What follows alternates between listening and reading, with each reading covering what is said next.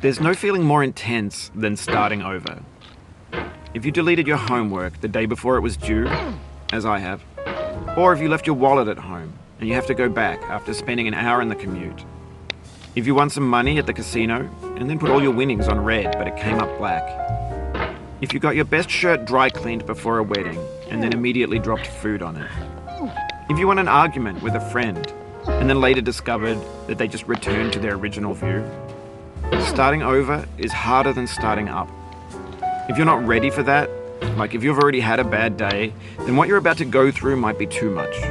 Feel free to go away and come back. I'll be here.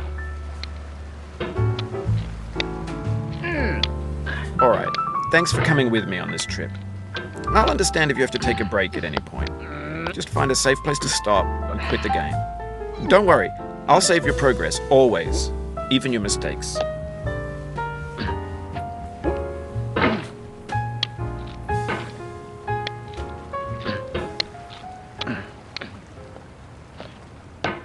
This game is a homage to a free game that came out in 2002, titled Sexy Hiking. The author of that game was Jazzuo, a mysterious Czech designer who was known at the time as the father of B games. And B games are rough assemblages of found objects. Designers slap them together very quickly and freely, and they're often too rough and unfriendly to gain much of a following. They're built more for the joy of building them than as polished products. In a certain way, Sexy Hiking is the perfect embodiment of a B game. It's built almost entirely out of found and recycled parts, and it's one of the most unusual and unfriendly games of its time. In it, your task is simply to drag yourself up a mountain with a hammer. And that act of climbing, in the digital world or in real life, has certain essential properties that give the game its flavor. No amount of forward progress is guaranteed. Some cliffs are too sheer or too slippery, and the player is constantly, unremittingly in danger of falling and losing everything. Anyway, when you start Sexy Hiking, you're standing next to this dead tree that blocks the way to the entire rest of the game. It might take you an hour to get over that tree, and a lot of people never got past it. You prod and you poke at it, exploring the limits of your reach and your strength, trying to find a way up and over. And there's a sense of truth in that lack of compromise. Most obstacles in video game worlds are fake. You can be completely confident in your ability to get through them once you have the correct method or the correct equipment or just by spending enough time. In that sense, every pixelated obstacle in Sexy Hiking is real. The obstacles in Sexy Hiking are unyielding, and that makes the game uniquely frustrating. But I'm not sure Jazzuo intended to make a frustrating game. The frustration is just essential to the act of climbing, and it's authentic to the process of building a game about climbing. A funny thing happened to me as I was building this mountain. I'd have an idea for a new obstacle, and I'd build it, test it, and it would usually turn out to be unreasonably hard. But I couldn't bring myself to make it easier. It already felt like my inability to get past the new obstacle was my fault as a player rather than as a builder. Imaginary mountains build themselves from our efforts to climb them, and it's our repeated attempts to reach the summit that turns those mountains into something real.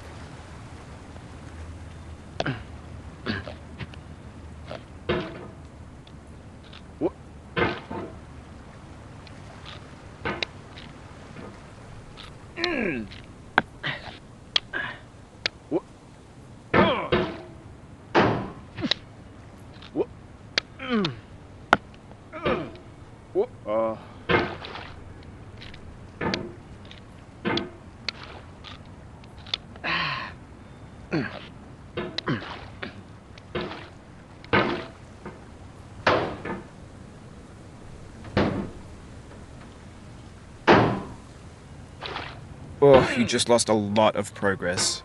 That's a deep frustration, a real punch in the gut.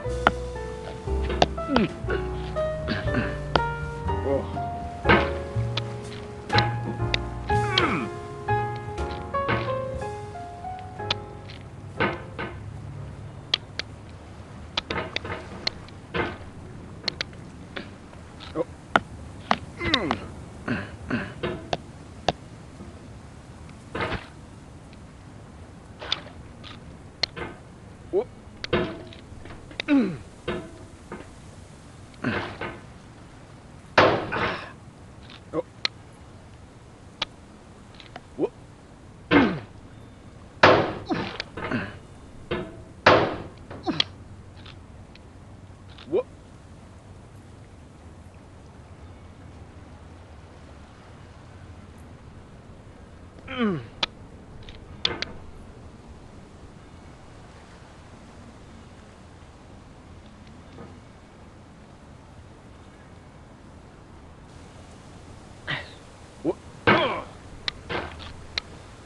Oof, sorry about that.